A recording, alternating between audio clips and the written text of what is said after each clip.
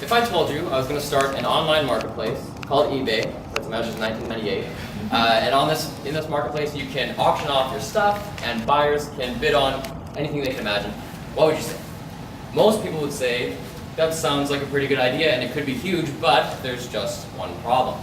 How are you going to get a bunch of sellers on there if there isn't already a large audience of buyers? And how are you going to attract those shoppers if there isn't already a wide selection of inventory for them to buy? What comes first, the chicken or the egg?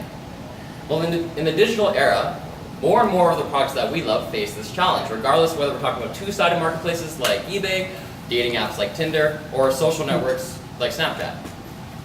In this talk, I'm going to tell you how to tackle this chicken and egg problem by framing the problem in more formal or academic terms, by explaining how network products like Snapchat and eBay are adopted across populations, and finally by suggesting what I believe is the optimum strategy for getting chickens and eggs at the same place at the same time.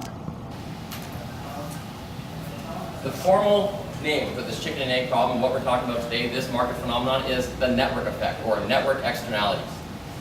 Network effects arise in a communication system where users derive benefit or value from the presence of other users.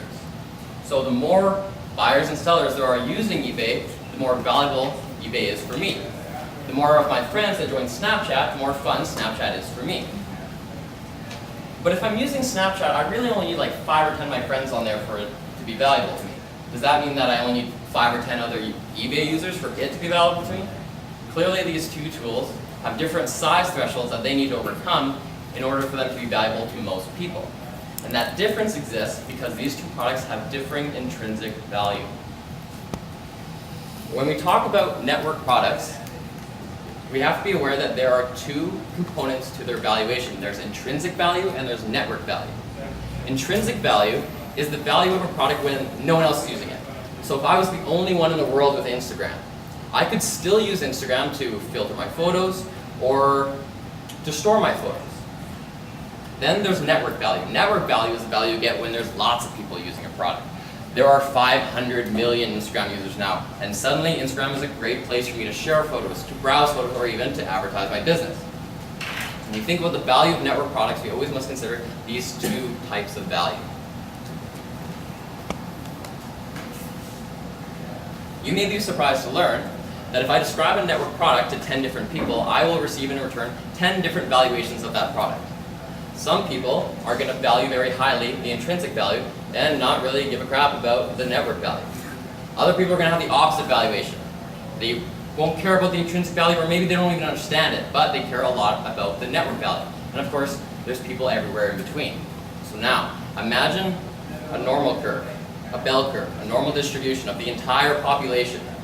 Those people who valued highly the intrinsic value but didn't care about the network value, they live on this part of the curve, on the left. There's not that many of them, this skinny little part here. We have a name for them, we call them geeks.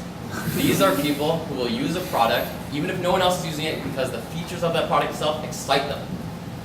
The other people who don't care about the intrinsic value but care about the network value live on this side of the bell curve. Not that many of them either, we call them laggards. These are the people who only get a new piece of tech once everybody else already has it.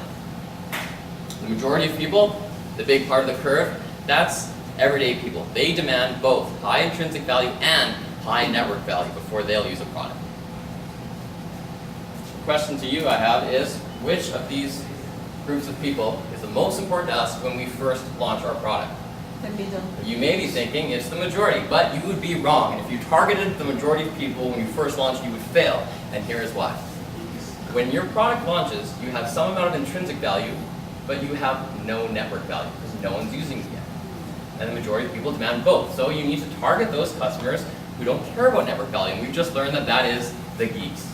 But not just any geeks, you need to identify the geeks that have the most frequent and urgent need for your product. For example, Airbnb got a lot of its first users from Craigslist.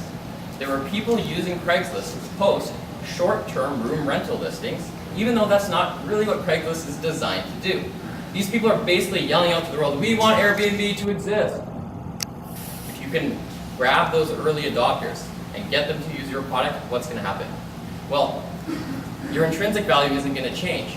But with each new user of your product, we gain a little bit of network value. So we get to move up that graph a little bit in terms of who our product will be attractive to. And based on the growing strength of our network value, more and more people will adopt our product.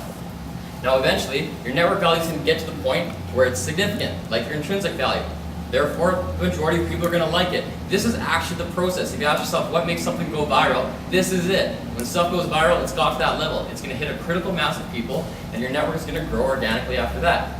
If it gets really big, you might even attract laggards. And that is why your grandma has a Facebook page. That state is called saturation, and that's where we want to be.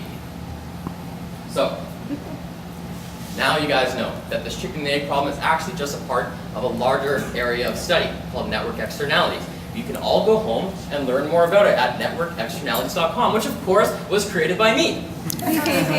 You also know that network products have two components of the valuation that some people care more about, two components that appeal maybe more to one person than the other.